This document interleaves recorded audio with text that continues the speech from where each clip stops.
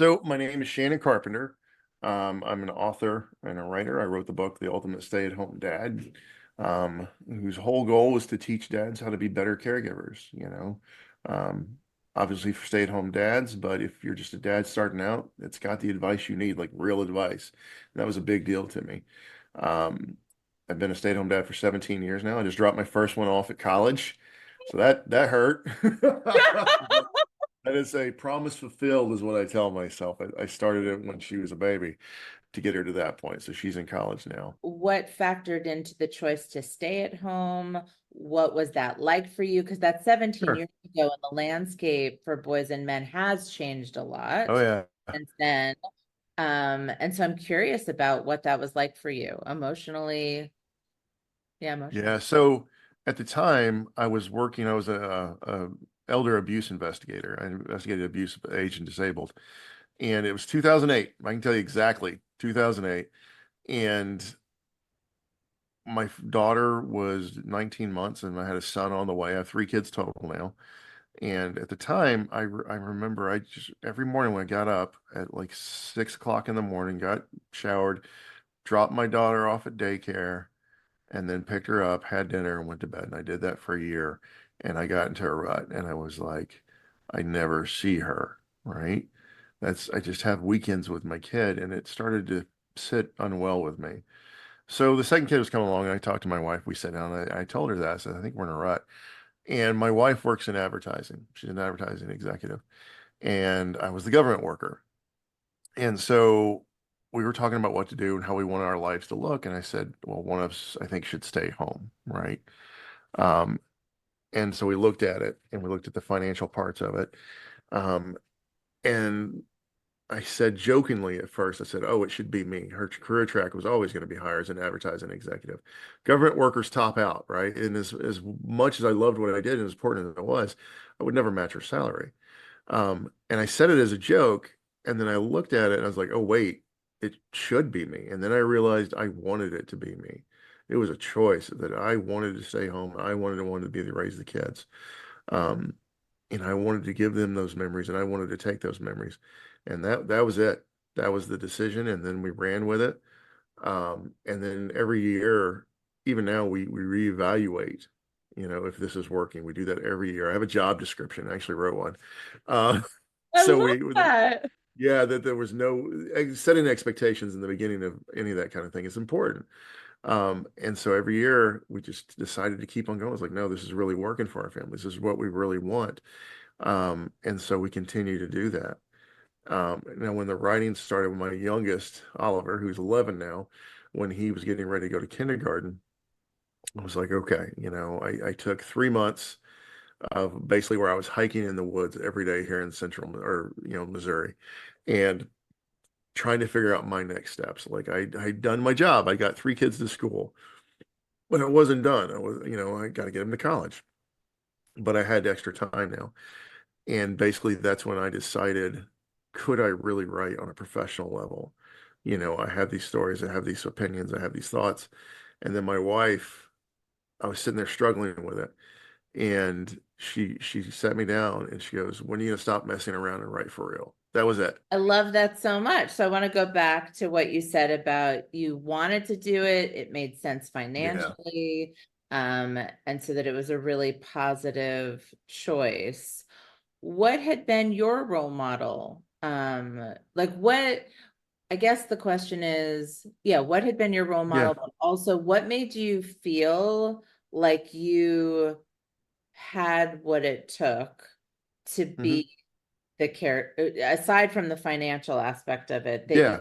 be the caregiver? Like, were you secure in that, or were you like, I'm going to really try to be that? Like, I'm curious about that. Does that make sense? I know that's like It the does make sense, and loaded I appreciate the question because whenever I talk to people, they focus on the financials and don't realize that that's only part of the decision, right? Um, so no, I wanted to be it. And if we're talking about role models back in 2008, there were none. My best role model, and it's been for a long time, was my own father, who was disabled and quit work when I was in high school. But even growing up with him, I spent a lot of time with him.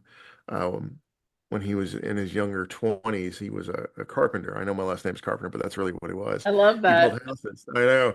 So while he was going to college, though, at night during the days, he would build houses and take me and my brother with him to the job sites, and we would work. We're like 7, 8 years old, um, cleaning up job sites and things like that. So he was about the only role model I had, because there weren't as many stay-at-home dads then as there is now, and certainly not as much talked about.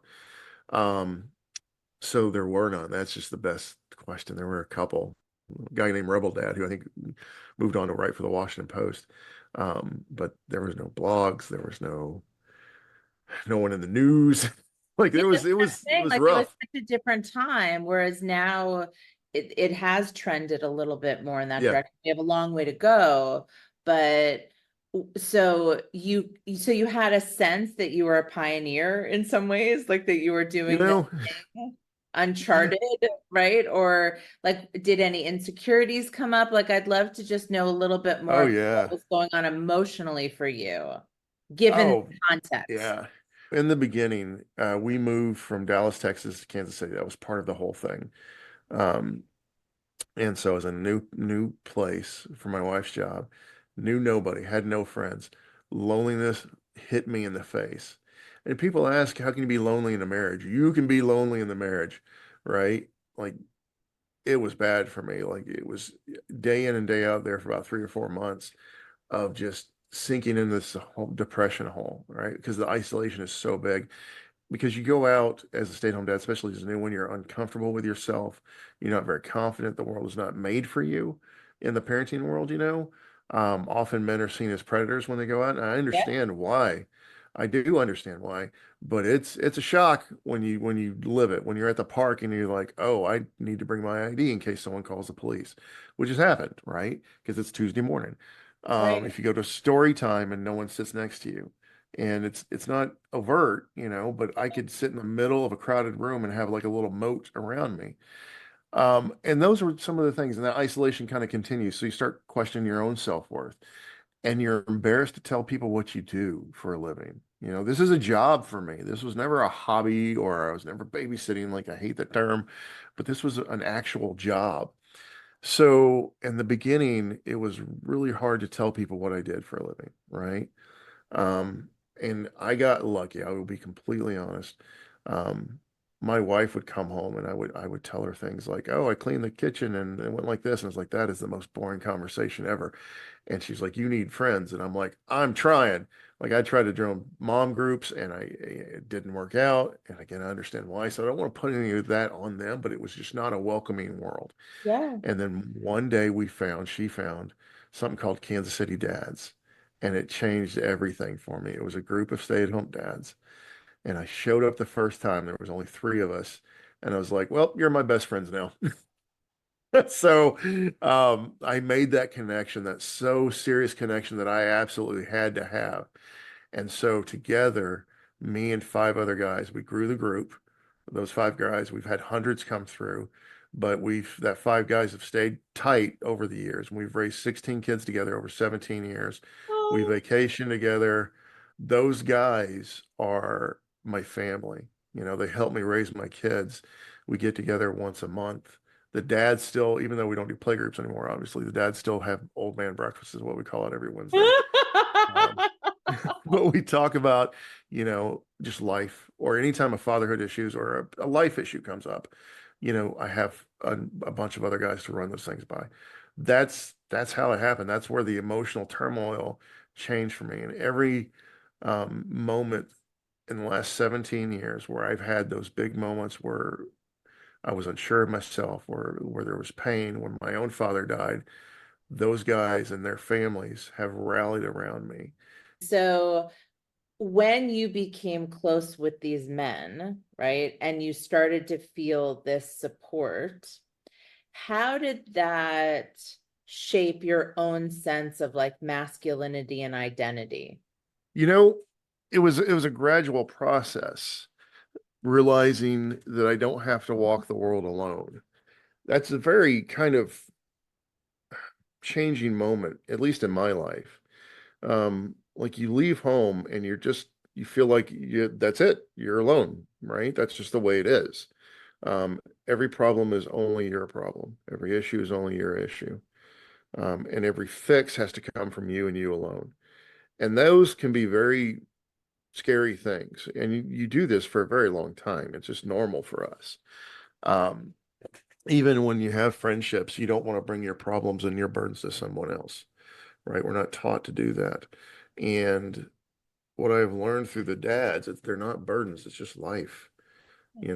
That's really it. You're just sharing the life with people and being able to have someone you can count on at that level of depth emotionally and say it like that, say it emotionally without the humor is pretty important, you know.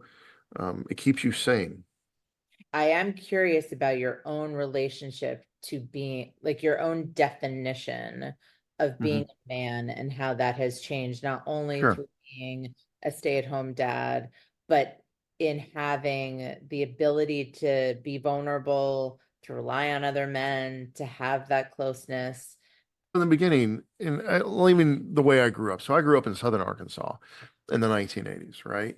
And we were very redneck, very white trash, and it can be a very brutal world for a young boy. Like there is no crying at Right. all, right? There is no softer sides of you because you learn very quickly that if that softer side is out, it gets weaponized against you, it gets ridiculed, and then you get the crap beat out of you.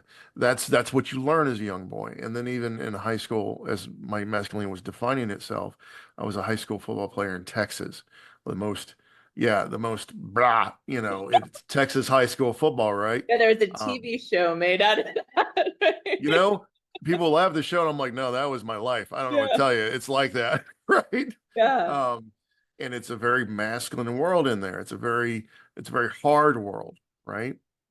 That even when you're closely connected to someone, especially as a teenager, there is a limit of how much you share, right? And that's the way I grew up, right? Those were the things that got me to where I was. And then even as an elder abuse investigator, it was basically a glorified social worker for me. But in that world itself, um, I was expected to be tough. I was expected to confront abusers. And that expectation came, I'll be honest, mostly from my own head, Right. right? At that point, the fight was with myself, not with anybody else. It's like, this is what I am. I'm a manly man. Um, and then I had kids, right? And I was like, that's not right. Right? It's like Like you I felt I it. It was felt. I physically felt it. I physically I'll give you the example, right? I was not going to let anyone rescue me as a father and take my daughter out of my arms when she was crying. That was not going to be a thing for me. I had seen fathers get pushed to the side. I had seen fathers, who've never changed a diaper, and I was adamant that this was my child and this was my kid. And as a man, I need to care for her. And there's that word care, right? And it's a word that means something different sometimes in the man world. It means money and providing. And I did that at the time, but I also wanted that physical care. I wanted that bond. I wanted her to know that I would always be there and she could always count on me. And when you're caregiving, that's the bond that you're creating. When I had kids, my view of masculinity started to change. What did it mean? What did providing mean? And it meant to be there every day, to do what I had to do to make sure that they had a better life, right? Um, and then you look at it in the world, right? You look in the big part of the world. And when you look for men doing that, it's actually a lot more common than you would think, than what's portrayed in the media, right? But you look a little bit deeper, and it's just dads doing what they have to do, whether it's working or staying home, that we're not running. And you certainly have those bad examples of the deadbeat dads, but the good examples are still out there. And as I look at my own masculinity, what does that mean now? And I realized it means nothing. I don't I love care. that. I love that. I love that so much. It, it's fucking made up, right? And the way I've explained it is when we take these traditional masculine and feminine roles, I was like, the dishes don't care who's got a penis or a vagina. They just got to get done, Yeah. right? So does the laundry. Yeah. Those things that we've feminized, you start to ask why. They are life skills. That is what they are. Once you ditch that kind of thought process of these masculine and feminine kind of traditional roles, like who takes out the garbage and who does this, once you ditch that and just treat everyone like a person, it's freeing. It's absolutely freeing. I can build you a deck tomorrow. I can redo your kitchen. I can write a book. I also make the best damn lemon tart you ever had. And you know what? My bread and cookies ain't bad. So it's shifted from how to define yourself as a man or what's masculine, right? Which was your Yes. original kind of understanding and teaching. And then being a parent and then having this community of other men and writing about this stuff, Yes. that it seems like it's really shifted into how can I be the best human? And Yes. being, right, means all these things, which is I have these life skills and they're varied, and I have this heart and this caretaking ability, and that's Yes. the same as anyone else, right? It So is. It's just life skills. Like my daughter, right? She can cook for herself. Like, well, she can also change a car battery because she needs to know how to do that. I That's love that. it. And so can my sons. I taught them the same things. And in my writing now, I realize to make a difference that there is a dramatic portion of this, right? I know how I look with the big beard and the big shoulders and the deeper voice. I play that up because that's what's going to get you to pay attention to me about it. And I know my voice is humorous, and I've done Second City training, and I know I men love use that. That's humor. great. Yeah, men use humor as a shield because I do. But when I put all those things together, then I can suck you in and get you to the big points that I want to talk about. The Yes. Richard Reeves, the Dr. Way, Ruth Whitman's book, all these things. And then pretty soon you're doing it without really knowing it because if big old tough Shannon is there, right? And he's crying with you, then it's okay. And that's what I'm Yes. trying to do. That's really wonderful. It's like knowing that you will be able to reach a different audience, Yes. a woman, right? And a different audience than a man who someone perceives as super intellectual and above them, right? Like that there is Yes. something about the power of being with the background you had, right? And Yeah. being kind of like an everyman. Yeah. You're right that opens doors and ears, right? And minds in a different way. So that's amazing Yes. you recognize the power of that. Um, so something you said about your daughter knows how to change a car battery, Hmm. and obviously like, and you said like I've taught my kids all the same things. um what advice would you give to parents, like, and you could break it down into parents, you Sure. could break it down into fathers, because it seems like you do still do some gender specific work with fathers and men, Hmm. right? I do. um but I'd love any advice you might have in whatever way you Oh, want. Lord. Yeah. I have lots of advice, but Okay, this good. is my world. Yeah, it's good. Um, I want it all. the very first piece of advice is own it. That's it. This is your life. Own it. Make it what you want to make it. And doesn't matter what anybody else thinks. Own it. Own those decisions. Own that future. It's basically comes down to modeling the behavior you want to see. The conversations of how we should act begin before the first word is even said. Your sons and your daughters will look at how you treat other people. They will look how a man is supposed to act through your actions first. And when you put it like that, it sounds really heavy because that begins when they're like babies. And trust me, it runs all the way through a teenage, young adulthood. And that modeling behavior is what they need to see. So they need to see, for example, my kids see my failures, and that's very intentional. I don't hide my failures from my children because I want them to see how I react to those failures because that is what they're going to have. Hell, my first book is basically just a collection of my biggest screw ups. It's funny, but there's a reason why they're in there. You're modeling your values, not just modeling Yes, behavior, right? So you're it modeling is. connection is a value, vulnerability is a value, right? What are Yeah. some other mini lecture worthy values that you have? Oh, absolutely. So, a big one with me is intentional kindness. It's something I want my kids to have. And so twice a year we do something. And it's the first time I've actually talked about it because one of the things is I don't want anybody to know it. We pick someone on the internet, someone at a restaurant. But you don't want anyone to know it, but you're okay sharing it with me in I'll the I'll do it now because I don't want this to make, the part of the whole kindness thing with my kids is you should do it just because we need it. It needs to be done. like the Lone But Ranger. My dad said that he loves the Lone yes, Ranger because the Lone Ranger did things and didn't need credit for it. I don't want credit for it, but this is how I teach kindness. Okay. So, like twice a year, we pick somebody random at a restaurant and we secretly pay their bill. That's just it. The kids do it. The kids do it all. And then on the internet, we find, places that if someone needs help on the internet, a good word or some buffering, we react with kindness. You know, for the pets, we think for us, animals and pets equals kindness. We do a project with a local pet shelter. We build them little toys, Oh. and that's how we do it.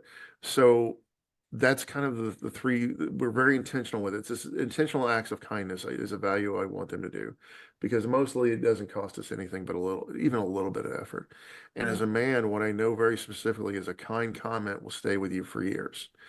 And I know you've probably talked about that, but men don't get complimented very much. We get told to man up.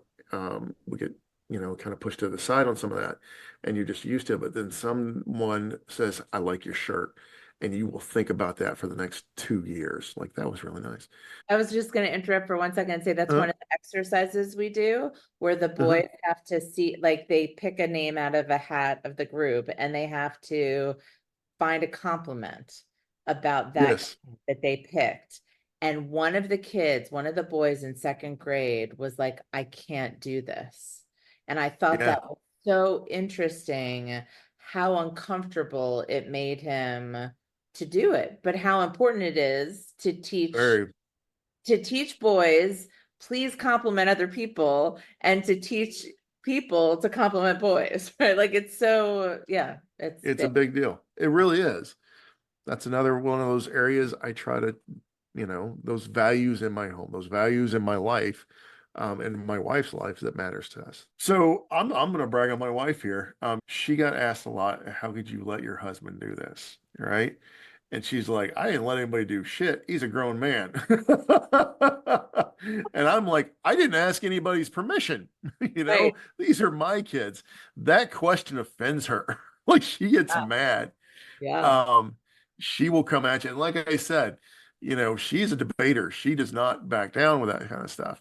She'll go out of her way. And it's like, I have a stay-at-home husband. He kicks ass. Like and she's always done this. Like she'll go to a conference and she'll come back, and it surprises me how much she talks about me to Oh. other people. And I don't know if she's always realized she's done that and the boost it gives to me, but she's bragging on me. And it's a technique I learned from Dr. Shelley Flayes. She has a book. Um, it's a great book about nurturing boys to be better men, right? But what it really comes down to is what we call overheard praise. That's one of the things we need to do for our boys and our daughters and our sons and everybody. That when they hear you bragging about them or telling something good, it makes a huge difference in repeating that behavior. It is positive reinforcement rather than negative reinforcement. And I know there's all the science behind it, but it's a good goddamn idea. And that's what my wife basically did for me.